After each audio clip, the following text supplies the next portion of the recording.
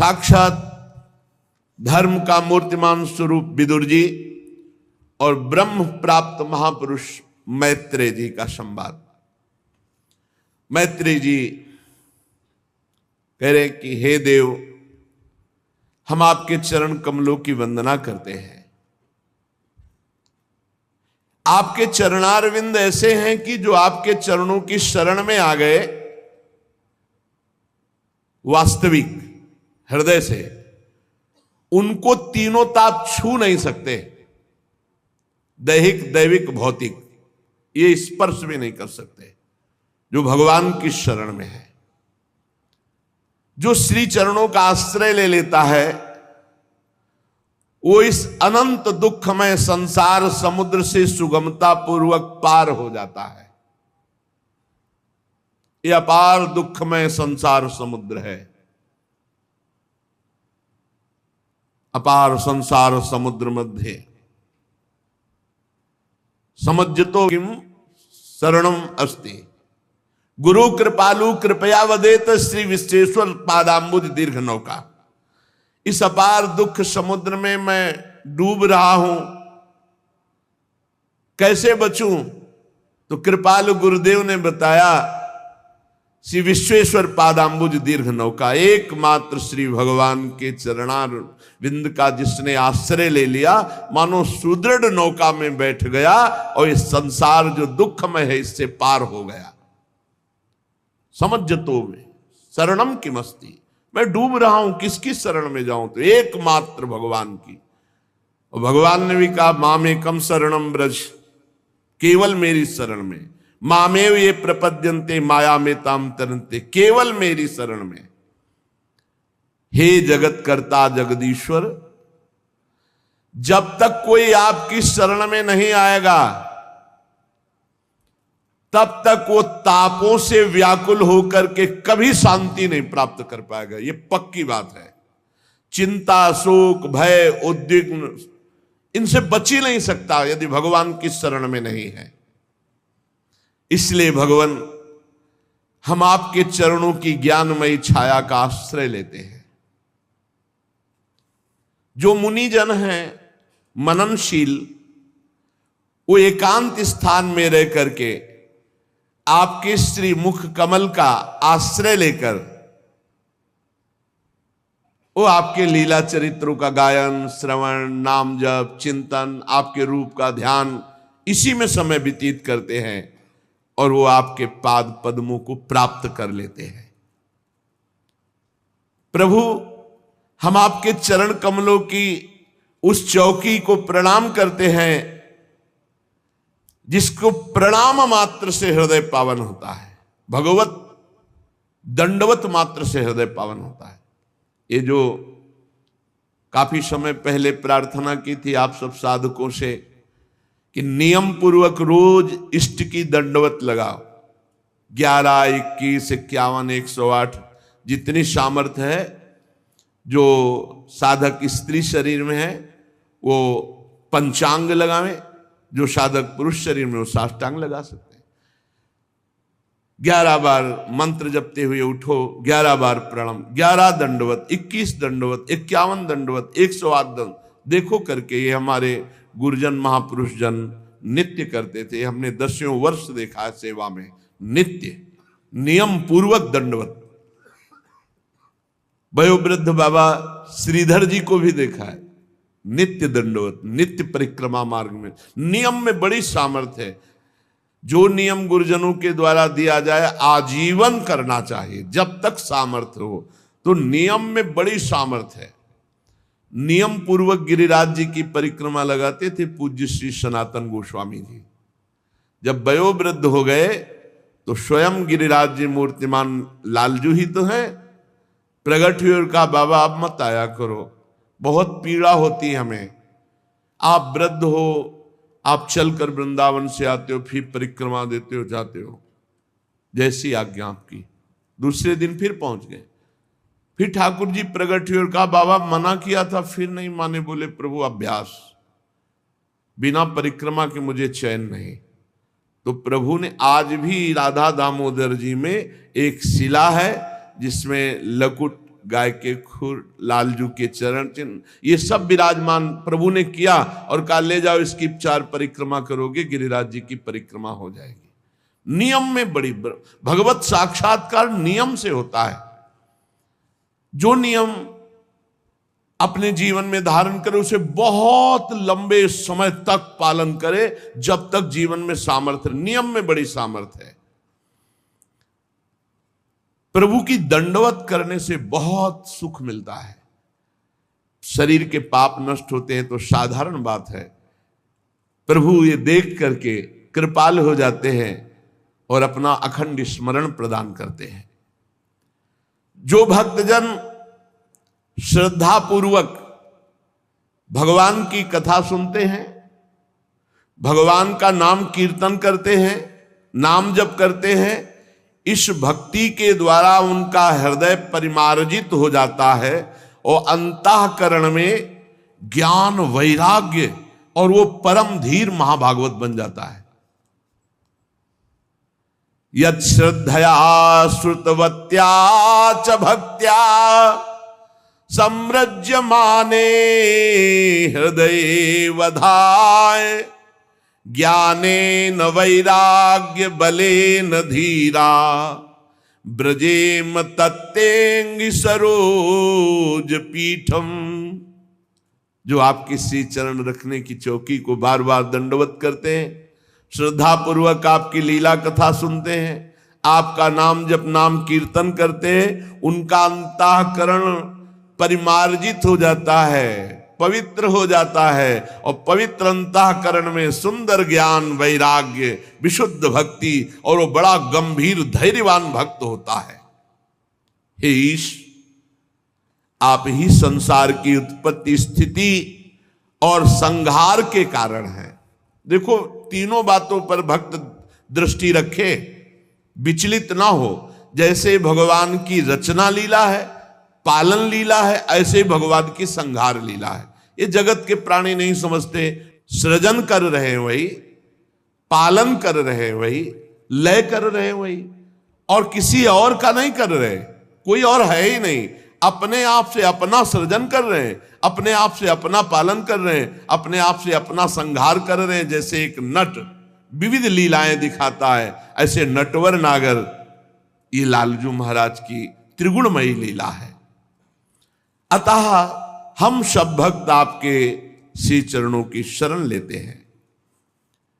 जो अनन्य भाव से केवल आपका स्मरण पकड़ लेता है, आप उसे अभय कर देते हैं। केवल स्मरण, रात दिन स्मरण चल रहा, अभय कर देते हैं। ये जो पुरुष आपके भजन से विमुख हैं, वो शरीर आसक्त हो जाते हैं। भगवत विमुख की पहचान देहाभिमान, मैं पुरुष, मैं स्त्री, इसमें आसक्त हो जाना। शरीर में आसक्ति सब आसक्तियों को प्रकट कर देती है। मकान की आसक्ति, रिश्तेदारों की आसक्ति, संबंधियों की, माता पिता, भाई बंधु, पुत्र पत्नी, नाना प्रकार की भोग सामग्री की आसक्ति, मूल है देहाभिमान। अब ये तुच्छ पदार्थों में इतना अहंकार कर लेते हैं, पूछो मत। गाड़ी में अहंकार, घर में अहंकार, बैंक बैलेंस में अहंकार, रूप में अहंकार, परिवार का अहंकार, बल का अहंकार। अहंकार की मोटी मोटी रस्सियां उसी में अपने को बांध लिए। ममता का दृढ़ दुराग्रह है। वो आप अंतर्यामी उनके हृदय में बैठे हैं, पर वो आपसे बहुत दूर विमुख रहते हैं। हे परम यशस्वी परमात्मा, जो इंद्रियों के विषयों में सुख भोग रहे हैं, जिनका मन सदैव बाहर पाप कर्म में भटकता है, वो कभी आपके भक्तों का दर्शन, उनका संग या भजन कभी नहीं कर सकते। जो पै दुष्ट हृदय सोई होई, मोरे सन्मुख आव की सोई। पापवंत कर सहज स्वभाव, भजन मोर ते भाव न काओ। हे यशस्वी परमात्मा, जो इंद्रियों के भोगों में सुख ले रहे हैं, जो मन को बाहर दौड़ाकर पाप कर्म कर रहे हैं, वो कभी संत संग, कभी भजन, ये सब नहीं। ऐसे लोगों की दुर्गति ही दुर्गति है। हे देव, हम तो आपकी कथा का पान करके उमड़ी हुई भक्ति के कारण अंतःकरण जो निर्मल हो गया, तो वैराग्य का सार आत्मज्ञान प्राप्त करके तृप्त है, हमें कुछ नहीं चाहिए। ये दूसरे पुरुष जो संसार में माया में फंसकर आपसे विमुख हैं, उनके लिए हमें चिंता है। मैत्रेय जी इस प्रकार भगवान की स्तुति की, तो विदुर जी महाराज ने प्रश्न किया, ब्रह्मन, आप शुद्ध बोध स्वरूप महात्मा, बहुत उच्च कोटि की ज्ञान अवस्था है श्री मैत्रेय जी की। शास्त्रों में जब पढ़ा महाभारत, बड़ी उच्च कोटि की अवस्था के महापुरुष हैं मैत्रेय जी। आप निर्विकार हैं और आपकी निर्गुण अवस्था में स्थिति भी है, पर आप भगवान के लीलाओं का गायन करते हैं, भगवान से प्रीति भी करते हैं। मैंने सुना कि भगवान बालकवत सृष्टि की रचना करते हैं खेल खेल में। तो महाराज, बालक में तो कामना खेल की होती है, बालक में खेल की कामना होती है, दूसरे के साथ खेलने की इच्छा रहती है, तब वो खेलने का प्रयत्न करता है। लेकिन परमात्मा में तो वो नित्य तृप्त है, पूर्ण काम है, असंग है। क्रीड़ा के लिए संकल्प कैसे बन सकता है? एको हम बहुश्यामा, इच्छा कैसे हो सकती है? ये इच्छा कैसे हुई? बालक में तो कामना होती, प्रभु तो पूर्ण काम है, उनमें कामना कैसे हो गई? भगवान ने अपनी गुणमयी माया से जगत की रचना की है, इसी से वे इसका पालन करते हैं, फिर इसी से इसका संहार करते हैं। ये दिमाग में बैठ जाना चाहिए कि संहार उन्हीं के द्वारा हो रहा है, ये लीला है उनकी। जो भक्त इस विषय को जान जाता है वो ऐसे सुखी दुखी नहीं होता जैसे आप पूरी फिल्म देखे सिनेमा में, और न जाने कितनी मार काट और सब, इसके बाद आप बाहर निकलते हैं तो आपको कोई शोक और हर्ष नहीं होता, क्योंकि आपको पता था मनोरंजन करने गए थे, यहां सत्य कुछ नहीं था, सब बनावटी था।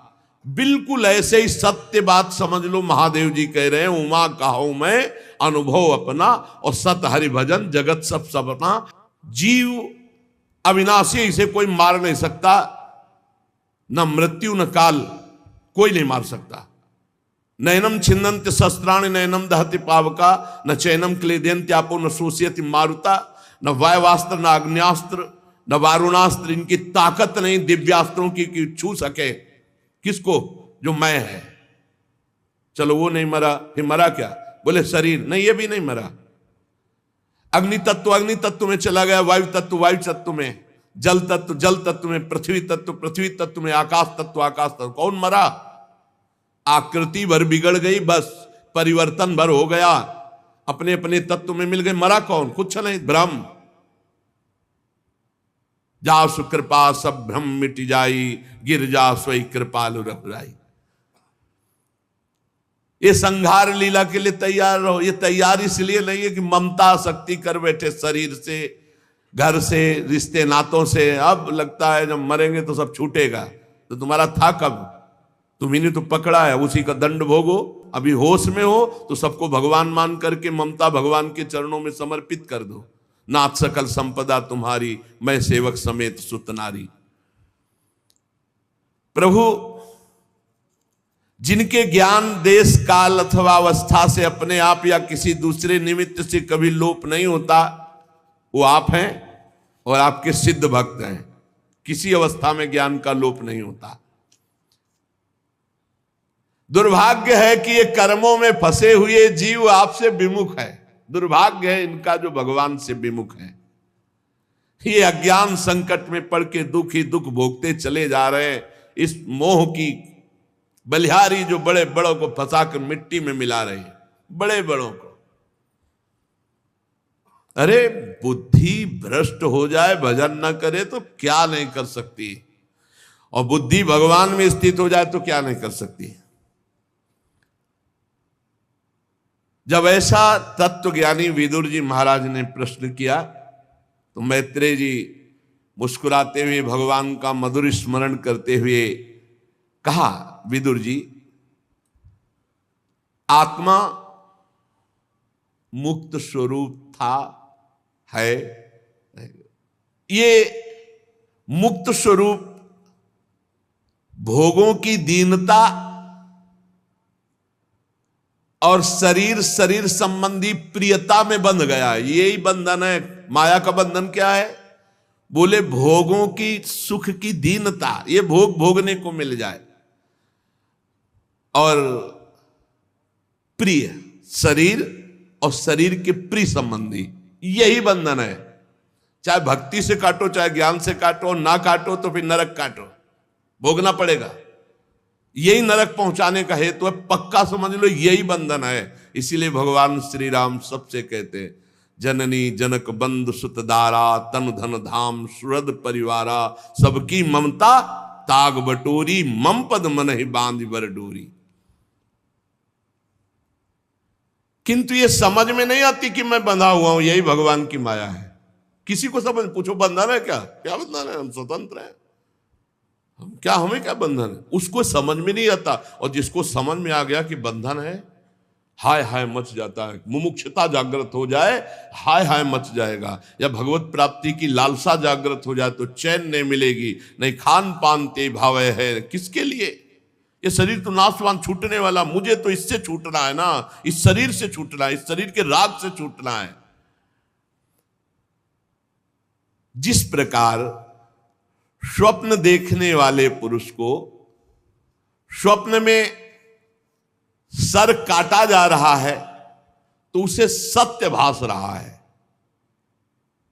स्वप्न में जब सर काटा जाता है, प्रतीयत उपदृष्टु स्वशिरस छेदनादि कहा, जो सपने सिर काटे कोई तो सत्य ही तो प्रतीत होता है। असत्य कब प्रतीत हुआ? जब जगा, बिन जागे दुख दूर न होई। उसी प्रकार जीव को कोई बंधन नहीं है, पर अज्ञानवश मोह निद्रा होने के कारण ये स्वप्न दिखाई दे रहा है। स्त्री पुरुष, कर्म बंधन, शुभ अशुभ, नरक स्वर्ग, ये सब झूठा,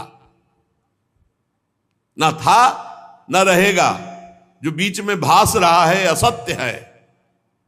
ब्रह्म सत्यम जगन मिथ्या, उपनिषद सूत्र। ये अज्ञानवश भास रहा है। हे विदुर जी, यदि ये कहा जाए कि जब है नहीं तो इसकी प्रतीत क्यों होती है? प्रतीत क्यों होती है? बोले यही भगवान की माया है, जो है नहीं उसकी प्रतीति करा दे। देखो, महाराज युधिष्ठिर की सभा में मैदानों ने एक रचना रची थी कि जो थल था, पृथ्वी, उसमें बड़ा निर्मल जल भरा हुआ दिखाई दे रहा था, और जो जल था वो सूखी पृथ्वी जैसी दिखाई दे रही थी। जब दुर्योधन देखा कि सामने जल है तो वस्त्र समेट लिए, और पैर रखा तो सूखी पृथ्वी, तो सब हंस दिए। अब आगे पृथ्वी दिखाई दी तो कपड़े छोड़ दिए, तो सब जंब से उसी में गिर गया, भींज गया, तो सबने हंस दिया। वहीं से तो महाभारत की नींव पड़ गई। एक मैदानों ने, जो छोटी माया जानता है, ऐसी रचना रच दी। जो महामायावी भगवान श्री हरि है, उनकी ये माया है। जो नहीं है पर भास रहा है, यही भगवान की माया है। जो है वो दिखाई नहीं दे रहा है, यही भगवान की माया है। किसी भी स्थिति में आत्मा को कभी कोई कष्ट नहीं होता। जैसे चंद्रमा आकाश में है और जल में प्रतिबिंब पड़ रहा है, अब लाठी मारो खूब, चंद्रमा को चोट लगेगी क्या? बिल्कुल ऐसे ही आपका स्वरूप कभी किसी दुख से नहीं, पर अपने स्वीकार कर लिए हैं देह को, तो हमें भूख लगती, प्यास लगती है, हमें सोच लगती, लघुशंका लगती, नींद लगती है, हमें गर्मी ठंडी मान सारे दुखों की बंधन की जड़ है ये शरीर का अपनापन। महाराज इसकी निवृत्ति कैसे होती है? तो कह रहे हैं सावई निवृत्ति धर्मेण वासुदेवानुकंपया। सबसे पहली बात है कि इस माया की निवृत्ति भगवान की कृपा से होती है। भगवान की कृपा से अहंकार पहले नाश। आप किसी साधन से इसकी निवृत्ति कर पाए? असंभव। नाथ जीव तव माया मोहा और सो निस्तरी तुम्हारी छुआ, तुम्हारे ही कृपा दुलार से। अब भगवान की कृपा कैसे प्राप्त हो? सबसे पहली बात है वासुदेवानुकंपया। भगवान की अनुकंपा से ही इस माया से मुक्त हुआ जा सकता है। मत प्रसादात तरिष्यति, मेरे कृपा प्रसाद से तर जाएगा। अब भगवान की कृपा कैसे प्राप्त करे? रामचरितमानस में लिखा है मन क्रम बचन छाड़ी चतुराई ओ भजत कृपा करी है रघुराई। मन वचन कर्म से कपट त्याग कर भगवान की शरण में होके भजन करो। सावई निवृत्ति धर्मेण वासुदेवानुकंपया भगवद भक्ति योगेन तिरोधत्ते सनैरी। शब्द पर ध्यान देना। धीरे धीरे विषयों का त्याग करते हुए, सनई सनई सहत सहत बाढ़े भगति। भगवान की जब कृपा होती है तो मन वचन कर्म से भगवान की शरणागति प्राप्त होती है। वो धीरे धीरे विषयों का त्याग करता जाता है। धीरे धीरे, एकदम कोई संकल्प ना ले। धीरे धीरे जितना त्याग होता जाए उसको बिल्कुल ब्रेक मारता जाए, दोबारा स्वीकार न करे, जितना त्याग करता जाए आगे बढ़ता जाए। ऐसे त्याग की प्रवृत्ति पुष्ट होती है। और एकदम कसम खाए आज के बाद कुछ नहीं, 4 6 दिन 10 दिन महीना भर मुंह भरा फिर उसी में गिर पड़ोगे, ये सिद्धांत नहीं। धीरे धीरे क्रमशः सहत सहत बाढ़े भगति गृह तनु गुरु हितगार। धीरे धीरे इंद्रियों को विषयों से हटाकर साक्षी परमात्मा श्री हरि में निश्चल भाव से स्थित करे। जिस समय निरंतर भजन चलने लगता है तो जैसे, बहुत ध्यान देने योग्य विषय, एक एक शब्द बड़ा गूढ़ है। जिस समय निरंतर भजन चलने लगता है उस समय हृदय की भजनानंदी की स्थिति हो जाती है। जैसे गाढ़ निद्रा में सोए हुए पुरुष का शुभ अशुभ कोई संकल्प नहीं होता। गाढ़ निद्रा में सोया हुआ पुरुष है न शुभ संकल्प न अशुभ संकल्प, न राग न द्वेष और न काम न क्रोध। निद्रा में, स्वप्न में हो सकता है, गाढ़ निद्रा में नहीं।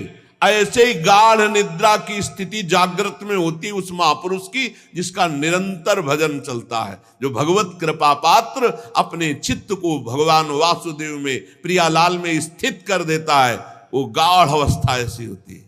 कभी 2-4 मिनट के लिए भी आई होगी तो आप समझ रहे होगे, नहीं तो नहीं समझ पाओगे। जागृत अवस्था में जैसी गाढ़ निद्रा में स्थिति, ऐसे जागृत अवस्था में चलते फिरते देखते हुए भी वो संकल्प रहित, शुभ अशुभ चिंतन रहित एकमात्र परमात्माकार स्थिति, उसे तुरीय अवस्था कहते हैं। जो सारे क्लेशों को सर्वथा के लिए नष्ट कर देती है। ये स्थिति कैसे होती? निरंतर भगवान के सुमिरन से। भगवान श्री कृष्ण के गुणों का वर्णन और श्रवण समस्त दुख राशि को भस्म कर देता है और हृदय में प्रेम जागृत कर देता है। फिर कुछ कहना या सुनना नहीं पड़ता। साधन संबंधी, वो अपने आप आगे का मार्ग प्रशस्त हो जाता है।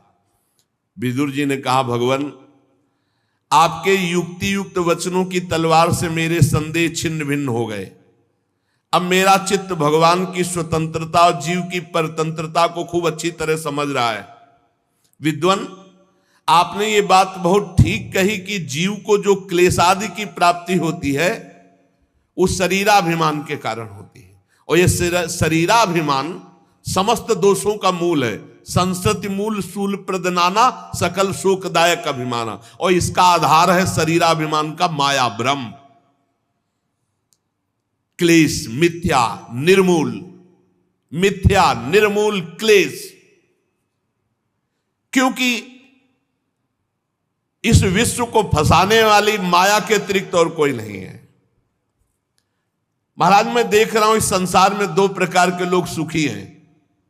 एक तो पागल, पागल है ही तो उनको क्या सुख दुख का मतलब, और दूसरा ब्रह्म बोध संपन्न।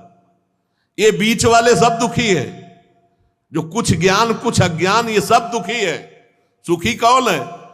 जो एकदम कनेक्शन खत्म, फुटपाथ में बैठा है तो कबाड़ बटोर रहा है तो वो मस्त है, और या जो भगवत प्राप्त है वो मस्त है। बीच वाले ही सब, बीच की श्रेणी के जितने मंजरेड हो, ये सब बड़े संशयापन्न और दुखी हैं, दुख ही दुख भोगते हैं। या तो भगवत प्राप्त ब्रह्मबोध महापुरुष, और या एकदम कनेक्शन खत्म पागल, ना अपने शरीर से कनेक्शन है ना संसार से। मनाया धुन्ना उठा लिया, मनाया कुल्लड़ उठा लिया, मनाया फुटपाथ में बैठे, जो देखो ना उनके, हम तो काशी में देखा है कई ऐसे अवधूत महापुरुष और कई ऐसे कनेक्शन है, किसी से कनेक्शन नहीं। कुल्लड़ उनके ऊपर चाय का मार रहे हैं लोग, हंस रहे, मस्त है, उनको कोई फर्क नहीं। कई शरीर में घाव है, मक्खियां मिलमिला रही फुटपाथ में। या तो एकदम पागल सुखी है, एकदम पागल, और या एकदम ब्रह्मबोध, ये बीच वाले सब दुखी है। विदुर जी महाराज कह रहे हैं, ब्रह्मन धर्म अर्थ काम और मोक्ष की प्राप्ति के साधनों का, वाणिज्य दंड नीति शास्त्र श्रवण की विधि का, श्राद्ध की विधि का, पितृगणों की सृष्टि का, काल चक्र का, ग्रह नक्षत्र का, तारागण की स्थिति का, दान का, तपस्या का, इष्ट का, पूर्त का, इन सबका मैं रहस्य जानना चाहता हूं। निष्पाप मैत्री जी, धर्म के मूल कारण भगवान श्री कृष्ण है, तो कौन से आचरण से संतुष्ट होते हैं? भगवान श्री कृष्ण किन पर कृपा करते हैं? हे महात्मन, जो दीन वत्सल गुरुजन हैं, वो अपने समर्पित शिष्य को बिना पूछे सब कुछ बता देते हैं। इसलिए आप दया कीजिए, मैं आपका शिष्य हूं, आप हम पर कृपा करके वर्णन, क्योंकि ज्ञान की प्राप्ति शिष्यस्व से ही होती। भगवान तब तक गीता जी नहीं बोले जब तक अर्जुन ने शिष्यस्ते हम साधिमाम त्वाम प्रपन्नो। महाराज, ये प्रलय कितने प्रकार का होता है, और जब भगवान योग निद्रा में शयन करते हैं तब कौन कौन से तत्व बाहर जागृत रहते हैं भगवान को जागृत करने के लिए। जीव का तत्व क्या है? परमेश्वर का स्वरूप क्या है? उपनिषद प्रतिपादित ज्ञान क्या है? गुरु कौन है? शिष्य कैसा है होना चाहिए, और गुरु शिष्य का पारस्परिक संबंध क्या है? महाराज, मैं तो माया मोह से ग्रसित जीव हूं, विदुर जी कह रहे हैं। देखो महापुरुषों में कितनी दैन्यता होती है। ब्रह्म प्राप्त महापुरुष परम धर्मराज के स्वरूप है। मेरी तो विचार दृष्टि नष्ट हो गई है, मैं अज्ञ हूं, आप मुझ दीन पर कृपा करें और जो मैंने प्रश्न किया उनका उत्तर दें। ऐसा कितनी दैन्यता होनी चाहिए प्रश्नकर्ता में। अगर एक जीव को भगवत प्राप्ति उपदेश देकर करा दे तो समस्त वेदों का अध्ययन, यज्ञ, तपस्या, दान, पुण्य, कोई भी 16वें अंश के बराबर नहीं, उसके बराबर हो सकता। एक जीव को उपदेश करके भगवत प्राप्ति करा दे तो उसके बराबर कोई पुण्य नहीं त्रिभुवन में। सुखदेव जी कहते हैं, परीक्षित, जब महात्मा विदुर जी ने मैत्रेय जी से ऐसा प्रश्न किया तो वो मुस्कुरा करके विदुर जी से कहा, आप कुछ भी बोलो, मैं जानता हूं आपको, आप भगवत भक्तों में प्रधान परम ज्ञानी लोकपाल स्वयं धर्मराज ही हैं, आपकी तो दैन्य वार्ता है। धन्य है आप, निरंतर पद पद पर श्री हरि की कीर्तिमयी लीला को नित्य नूतन मानकर सुनना चाहते हैं। क्षुद्र विषय सुख की कामना से महान दुख को मोल लेने वाले पुरुषों की बड़ी दुर्गति होती है। बहुत क्षुद्र विषय सुख, पूरा जीवन बर्बाद।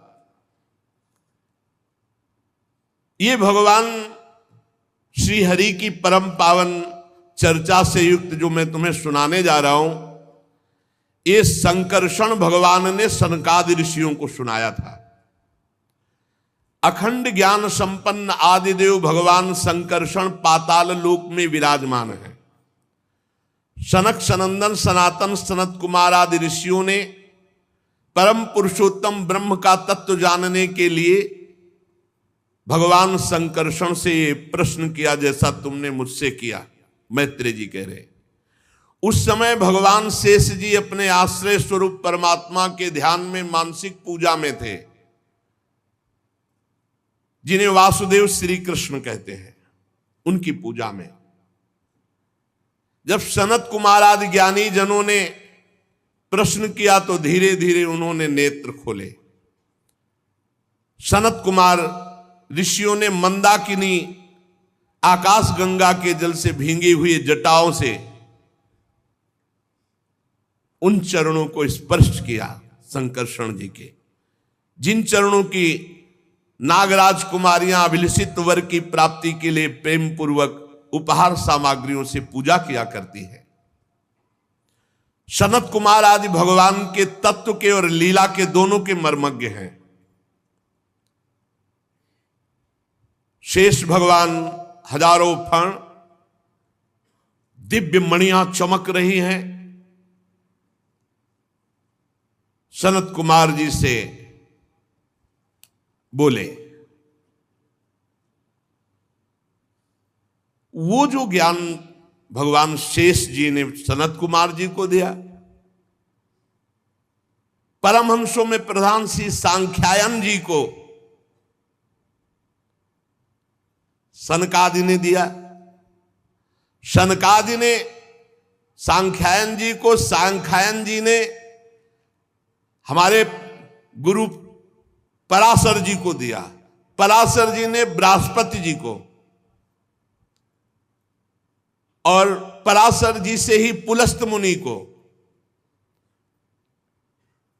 और फिर क्रम से वो मुझे प्राप्त हुआ। मैत्रेय जी कह रहे, इस क्रम से ये ज्ञान मुझे प्राप्त, ये ज्ञान गुरु परंपरा से प्राप्त होता है। सुनो, ये सृष्टि पूर्व में कुछ नहीं थी, केवल जल ही जल, केवल जल ही जल, और उस जल में एकमात्र भगवान नारायण, भगवान संकर्षण शेष जी की सैया पर आराम से वो अपनी ज्ञान शक्ति को अपने अंदर योग माया से आच्छादित करके नेत्र मूंदे हुए शयन कर रहे थे। जैसे अग्नि अपनी दाहिका शक्ति को छिपाकर काष्ठ में रहती, काठ में अग्नि रहती है पर घर्षण करने पर वो दाहिका शक्ति सहित प्रकट होती है। भगवान संपूर्ण प्राणियों को, ब्रह्मा जी आदि सबको लेकर के अकेले शयन कर रहे थे, केवल जल ही जल था जब सृष्टि नहीं थी। भगवान ने अपने को जागृत करने के लिए, पुनः सृष्टि रखने के लिए काल और उसका स्वभाव और उसका कर्म, इनको बाहर छोड़ दिया था। काल, कर्म, स्वभाव ये विराजमान, नहीं तो जागृत कैसे होंगे? जब काल पूरा होगा, स्वभाव बदलेगा, भगवान की नींद टूटेगी, फिर क्रिया होगी, इसलिए इनको छोड़ रखा था। अपनी चित शक्ति के द्वारा 1000 चतुर्युग, 1000 बार ये चारों युग व्यतीत हो गए, भगवान जल में ही शयन कर रहे हैं। तब काल शक्ति ने स्वभाव और कर्म को प्रेरणा की, तो भगवान के नाभि से कमल प्रकट हो गया। भगवान के नेत्र खुले और नाभि से कमल प्रकट हुआ। वो सूक्ष्म तत्व कमल कोश ऊपर उठता गया, हजारों सूर्यों के समान तेजस्वी महान जलराशि के ऊपर आकर दे दीप्यमान हुआ। उसी में भगवान का दूसरा स्वरूप कमल के ऊपर प्रकाशित हुआ। बिना पढ़ाए संपूर्ण वेदों का ज्ञान जिनको, उन्हें स्वयंभू ब्रह्मा नाम से कहा गया। अब वो कमल की गद्दी में बैठे ब्रह्मा जी आंख फाड़ करके चारों तरफ गर्दन घुमाई तो 4 मुख हो गए। प्रलयकालीन जल के सिवा कुछ दिखाई ही नहीं दे रहा है। भारी तरंग मालाएं समुद्र की। आदिदेव जी ब्रह्मा ने विचार किया कि ये कमल का कहीं आधार तो होगा ही नीचे। कमल कर्णिका पर बैठा हुआ मैं कौन हूं और इस कमल का आधार का है, और ये जल किसने उत्पन्न किया? नीचे कोई आधार होना चाहिए। वो कमल नाल पकड़ के उतरे, खोजते खोजते हार गए, पर आधार ही नहीं मिला। 100 दिव्य वर्ष तक, दिव्य वर्ष, बहुत काल व्यतीत हो गया खोजते खोजते, लेकिन कहां से कमल उत्पन्न हुआ है आधार ही नहीं मिला। विफल मनोरथ होकर लौट आए और पुनः कमल में बैठ गए। ये प्राणवायु को रोक दिया और चित्त को निसंकल्प करके समाधि में स्थित हो गए। दिव्य 100 वर्षों तक समाधि में रहे ब्रह्मा जी। तब जिसे कमल नाल पकड़कर खोज नहीं पाए थे, उसको अपने हृदय में देखा। प्रभु को अपने हृदय में देखा कि प्रलयकालीन जल में शेष जी की गौर वर्ण, भगवान जो शेष जी हैं वो गोरे रंग के हैं, काले नहीं हैं। श्याम वर्ण के ठाकुर जी लेटते हैं, गौर वर्ण के शेष जी। शेष जी का श्रीअंग वही तो गोरे लखनलाल और गोरे बलराम जी के रूप में है। शेष भगवान ही तो है। गौर विशाल विग्रह, अकेले भगवान पुरुषोत्तम लेटे हुए हैं। शेष जी के 10,000 फण हैं। कहीं 1000 फण का आता है, यहां 10,000 फण है। छत्र के समान फैले हुए, मस्तक पर बड़ी अद्भुत मणियां, चारों ओर का अंधकार उन मणियों से दूर हो रहा है। और भगवान श्याम शरीर की आभा से मरकतमणि पर्वत की शोभा को लज्जित करते हुए शयन किए हुए। उनकी कमर का पीतपट चमकते हुए मेघों की भांति। चमकते हुए मेघ, मेघ श्याम रंग प्रभु का, और चमकती हुई बिजली की कांति जैसा पीतांबर। सिर पर सुशोभित सुवर्ण मुकुट, बनमाला, भुजदंड, बहुत ही विशाल अजान बाहु, और श्री विग्रह पूरे त्रिलोकी को घेर ले, ऐसा विशाल श्री विग्रह भगवान का जो शेष सैया पर है। परिमाण में लंबाई चौड़ाई त्रिलोकी, पूरी त्रिलोकी को घेरे। दिव्य वस्त्राभूषणों से सुशोभित पीतांबर आदि धारण किए,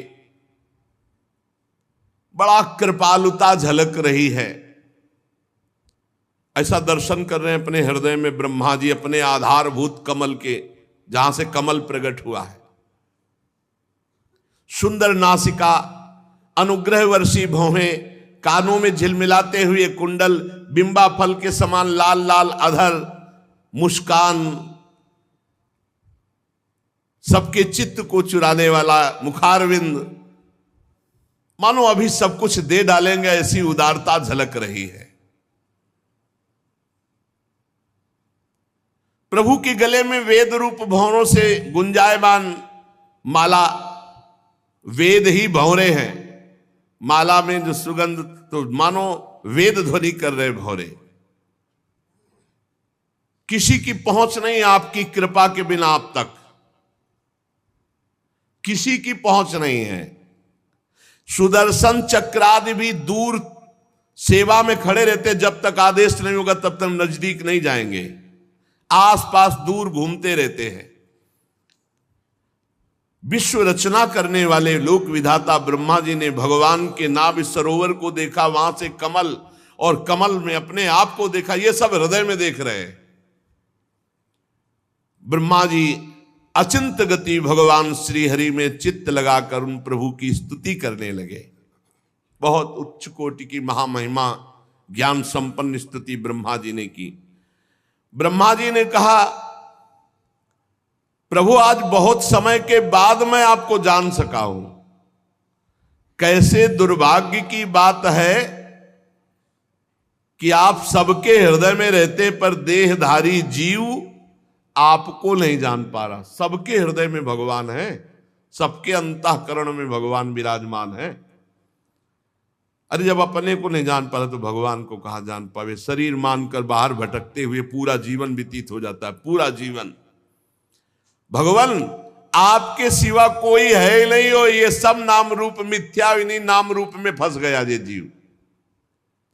बहुत बड़ा जाल है। यद्यपि मृषा छूटति कठिनाई, इसीलिए त्राहि माम शरणागत प्रतिपाल प्रभु, बस उन्हीं का सुमिरन। ये गुणों से क्षोभित होने के कारण, सतोगुण रजोगुण तमोगुण से, ये जीव अपने स्वरूप की तरफ नहीं झांक पाता, बाहर ही माया की तरफ भ्रमित होता रहे। ये वस्तु ले ली, अब ये वस्तु ले लेंगे, ये इकट्ठा कर लिया, अब ये इकट्ठा कर लेंगे, ये पा लिया, अब ये पा लेंगे, ये कर लिया, अब ये कर लेंगे, बस ऐसे बाहर। देव, जब तक आपकी आराधना नहीं होती, आपकी कृपा नहीं होती, तब तक ये अज्ञान दूर नहीं होता। देखो प्रभु, मैं कितना प्रयास किया, लेकिन कमल कहां से प्रकट हुआ ये मैं नहीं जान पाया।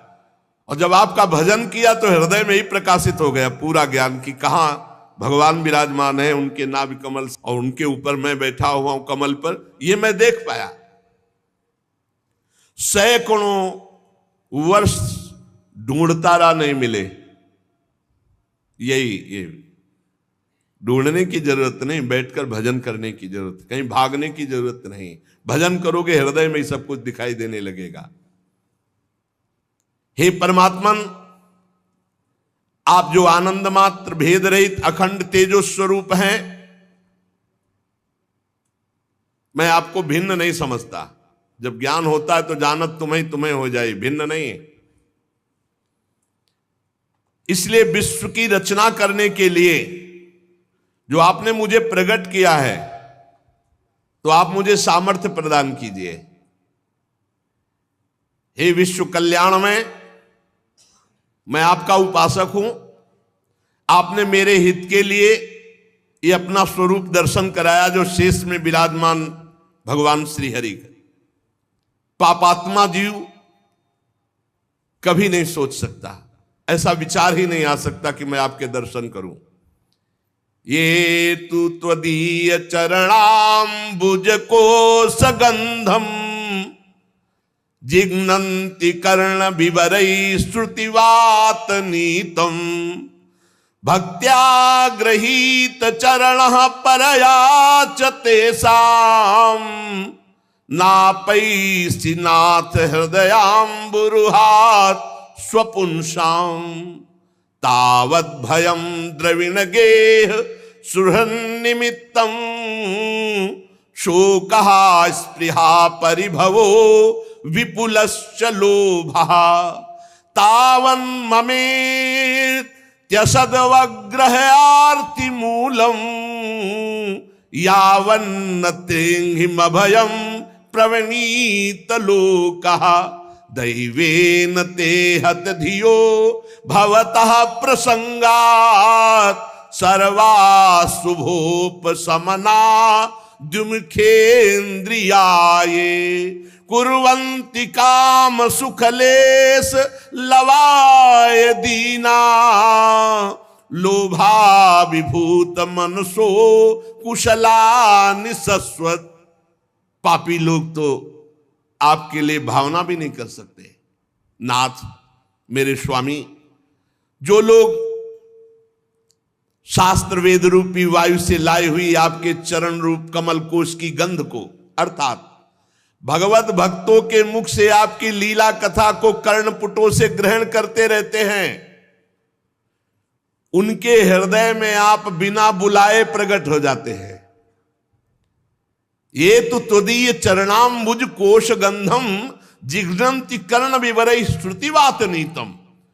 जो भगवत प्रेमी भगवान के चरणारविंद के आसक्त चित्त महात्मा है, इनके मुख से जो भगवत चर्चा निकलती रहती, शास्त्र वेदों का सार, उसको जो लोग अपने कर्णपुटों से श्रवण करते रहते हैं, तो बिना बुलाए भगवान उनके हृदय में प्रकाशित हो जाते हैं, कभी उनके हृदय से दूर नहीं होते।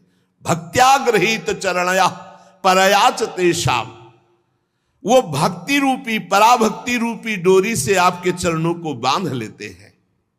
हे प्रभु, जब तक आपके चरणों की शरणागति नहीं होती, आपके चरणों का सहारा नहीं लिया जाता, आपके चरणों का आश्रय नहीं लिया जाता, तब तक वो धन की जंजीर से, घर के बंधन से, परिवार के बंधन से कभी मुक्त नहीं हो सकता। बहुत बड़ी जंजीर बांधी हुई है। लोक ऐषणा पुत्र ऐषणा वित्त ऐषणा, ये जंजीरें हैं, ये तभी तक रहती हैं जब तक भगवान का जीव नहीं हो जाता। तावत भयम द्रविण गेह सुहन निमित्तम, फिर उसको परिणाम क्या मिलता है? शोका स्पृहा परिभवो विपुलश्च लोभा। उसे भय, शोक, भयानक दुख, लालसा, दरिद्रता, लोभ, ये उसको जलाते रहते हैं। जो आपके चरणों से विमुख है, आपके चरणों का आश्रय नहीं लिए, उन्हें धन की डोरी, घर का बंधन, बंधुजनों का, परिवार, रिश्ते नातों का, और उसका परिणाम भय, शोक, लालसा, दुख, दीनता, ये दीनता, दरिद्रता और लोभ, ये उसे बांधे रहते हैं।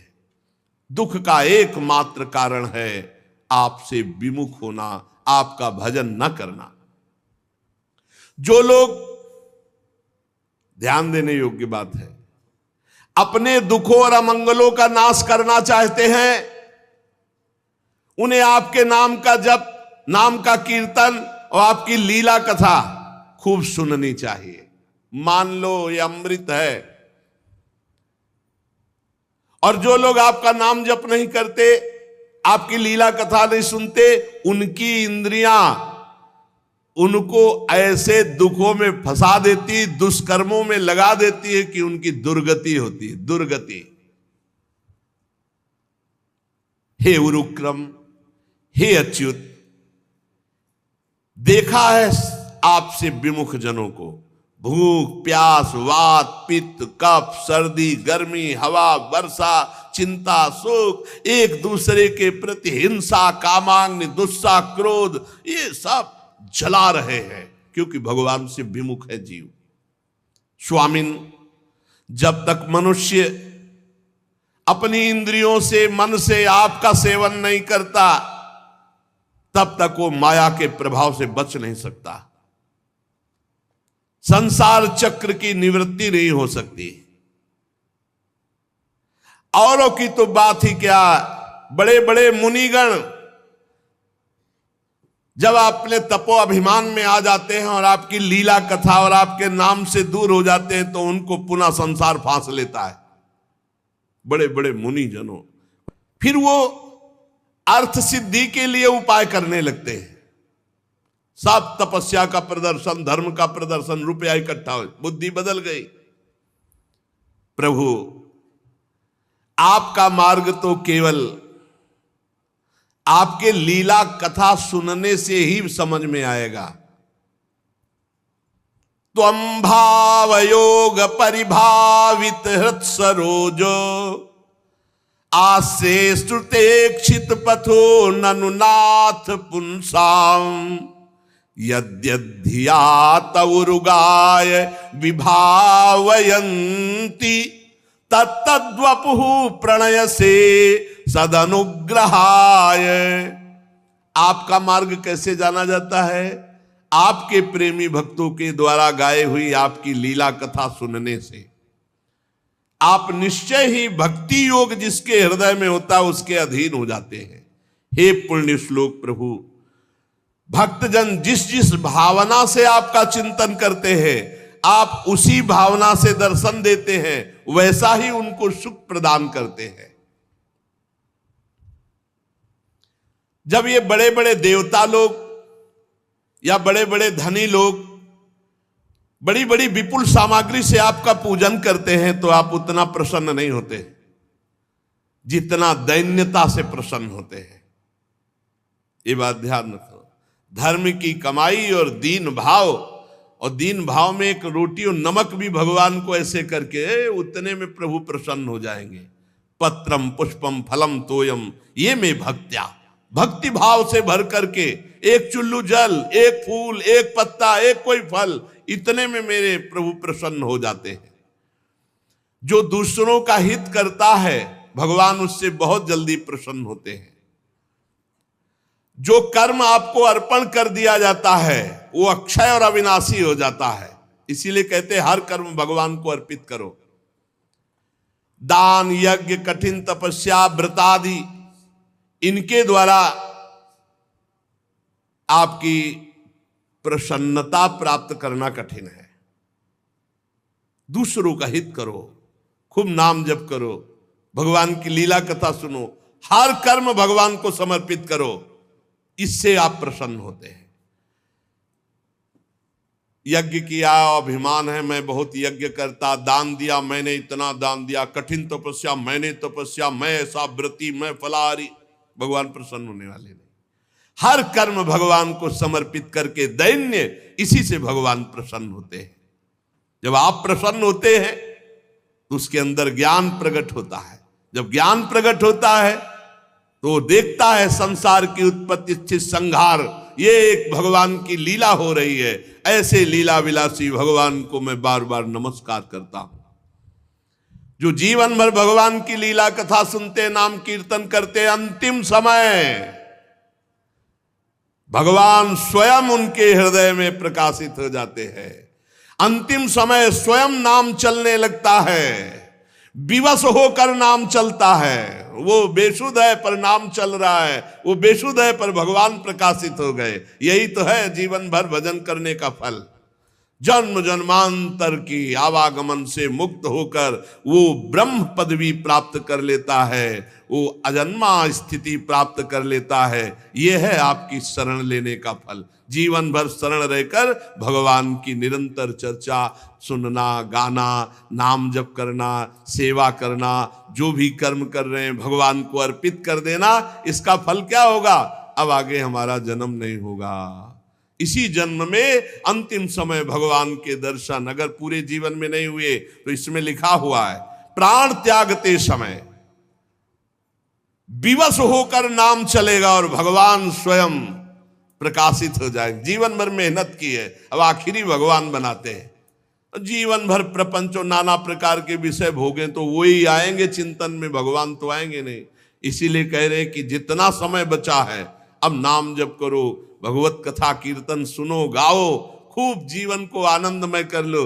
अगर चूक हो गई तो भाई फिर सुअर कुत्ता बन के भजन नहीं होने वाला, मानव देह में ही भजन होता है।